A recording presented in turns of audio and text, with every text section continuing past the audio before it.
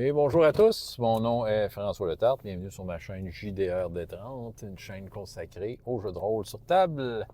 Hydroliste bilan jeux de rôle jeunesse, probablement mon dernier bilan 2024 jeunesse, à moins que j'ai une partie surprise jeunesse dans le temps des fêtes, qui normalement m'étonnerait, mais on ne sait jamais.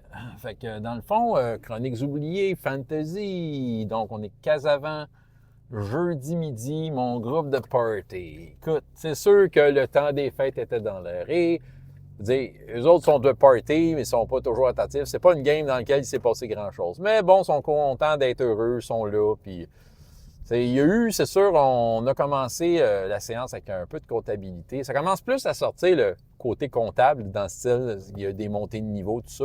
Les montées de niveau à Chroniques oubliées, écoute, ça se fait en un claquement de doigts. Surtout que, bon, finalement, parce qu'il y en a qui étaient inquiètes, là, j'avais un système de points de vie, j'avais pensé, là, à l'automne, là, mais j'ai ramené ça au classique, bon, point de vie fixe à chaque niveau, puis voilà, ça le fait.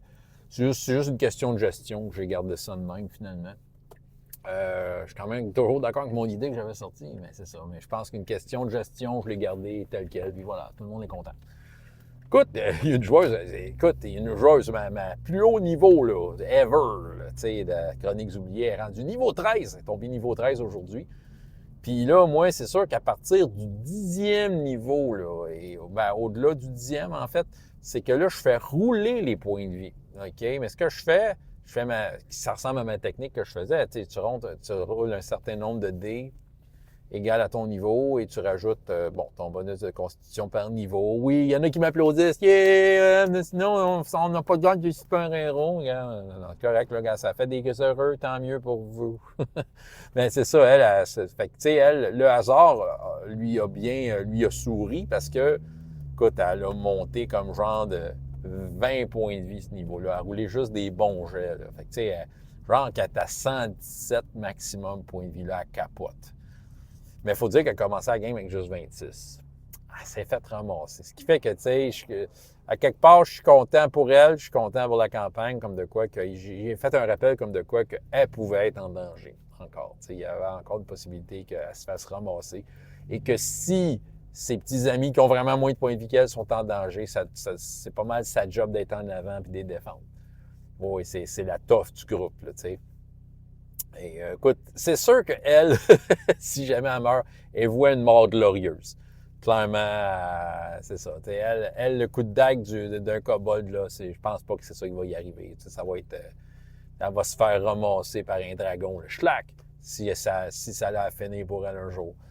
Je ne souhaite pas de malheur à personne, mais c'est juste que elle est rendue à un niveau où c'est des grosses affaires qui peuvent la ramasser. Et des grosses affaires, il y aura. Et je m'attends à ça à la prochaine séance en revenant des fêtes. Ce qu'ils ont fait, c'est qu'ils ont commencé à explorer, en fait, la statue géante d'un griffon qu'ils ont découvert, c'est ça. Puis il y a de la végétation sur la montagne dans laquelle le griffon est un peu encastré. Fait qu'ils ont analysé cette végétation-là. C'est une végétation sèche, drue, que quand tu accueilles, elle se régénère tout de suite. Puis, c'est ça, ils ont vu des cubes gélatineux, ils ont eu un démêlé avec un cube gélatineux. D'ailleurs, il y avait un objet magique dedans, pourquoi pas faire plaisir? Puis, c'est ça, il y a eu à un moment donné, deux personnages voulaient pogner l'objet. Mais c'est ça, c'est juste que là, un des personnages s'est pitché dans le cube, pogner l'objet, sauf qu'il craint de se faire absorber par le cube, tout ça. Tu sais, il y a eu il y a eu quand même un peu de, comment je pourrais dire, un peu de sueur froide, si on peut dire. Mais il reste qu'ils ont commencé à explorer une caverne, des couloirs super propres. Ils ont compris que c'est le cube gélatineux qui faisait le ménage, avec des serrures étranges qui correspondent à la serrure qu'ils ont découvert un peu quelques séances avant, l'épée qui rentre, qui sert de clé pour ouvrir des serrures. Fait que le joueur, c'est le fun parce que ce joueur-là, il était un peu vanné dans son concept. Mais soudainement, j'y ai donné pour cette campagne-là un petit edge avec son épée. Après ça, quand la campagne va être finie, son épée, elle ne servira plus de clé nulle part. Là. Mais sauf que il va avoir, comme pour pouvoir raconter que hey, mon épée, c'était la clé pour un griffon statue géant. C'est ça. Ils ont commencé à ouvrir des portes. la game a fini, 2 cubes gélatineux qui leur bloquent le chemin, qui s'en viennent chacun de leur bord pour faire le ménage parce qu'ils ont ouvert une porte dans laquelle ils ont senti que, oh, il y a des champignons de l'autre bord. Donc, il y a de la vie. Et c'était une issue pour cette campagne-là. C'est une des affaires, c'est trouver comment faire repousser des choses dans cette lande complètement desséchée et morte qui a eu trop longtemps des zombies dessus. Donc, là, ils ont des champignons. Ça va leur permettre de peut-être comprendre quoi faire avec ça. Là, il va y avoir une issue peut-être d'empoisonnement, une issue aussi des combats un peu difficiles contre des cubes gélatineux et des statues de fer géantes. Oui, j'y vais pas de main morte, les petits niveaux, ils vont se faire ramasser, mais en même temps, ce que je veux, c'est les amener à travailler en équipe. OK? Tu sais, à travailler en équipe, puis de faire en sorte que ça soit cool de travailler en équipe. Je dirais un des problèmes que j'ai, puis ça va mériter une vidéo différente, mais un des problèmes qu'il y a avec des jeunes, mais même avec des joueurs plus avancés, c'est qu'on dirait qu'ils veulent manger à POC. T'sais, on dirait que ils veulent, à chaque fois qu'ils interviennent, il faut que ça brille au maximum. Puis, mais tu sais, il y a toujours moyen de briller à chaque intervention. C'est juste de comprendre ses outils et ses capacités. Parce que tout le monde a comme le désir d'être le joueur qui va faire, dans toutes les situations, faire perdre le plus de points de vie à l'ennemi. Puis tu sais ça, puis dans le fond, peu importe sa classe, dans le fond, ta classe, c'est juste un look cool, là. Fait que, tu sais, il y en a une qui c'était une barbe, puis elle était sûre qu'elle était capable de détruire le monde avec sa flûte, puis... Il y en a un, les chromanciers prennent Ténèbres, ils pensaient que Ténèbres, ça faisait souffrir le monde. Non, ça fait juste du noir. Et justement, c'est ça, c'est un outil. Faut que tu comprennes tes outils, c'est ça. Puis en fait, le but, c'est de réussir ensemble. C'est ça qui arrive, l'esprit d'équipe, de dire que tu as une capacité qui permet d'aider quelqu'un d'autre, c'est ça. Il faut penser en dehors de la boîte. Toutes les capacités à Chroniques oubliées sont quand même efficaces. Même ceux de premier niveau, il y a vraiment de quoi à faire. Puis, moi, je trouve ça très intéressant, ce jeu-là, mais c'est juste que, peut-être, je m'aperçois que j'ai peut-être un rôle de coach, à peut-être un chapeau de coach à embarquer, de dire « Hey, telle capacité, c'est bon. »